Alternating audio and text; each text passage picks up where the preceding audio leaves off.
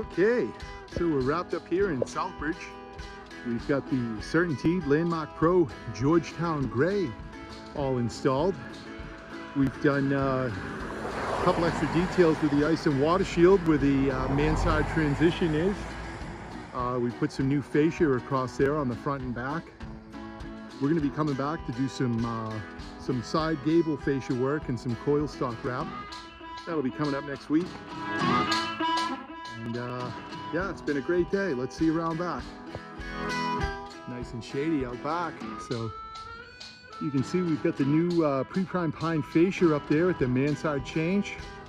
And we got a new pipe boot up top. Ice and water shield on the lower section and the upper section.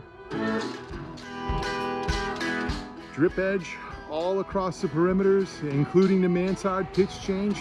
Very important that that's in there for flashing purposes. We've got a hard ridge cap on this one. We're going to be replacing the gable vents next week, so that's going to bring us to a close on this roof, and we'll see you on the next one. Have a good day, everyone.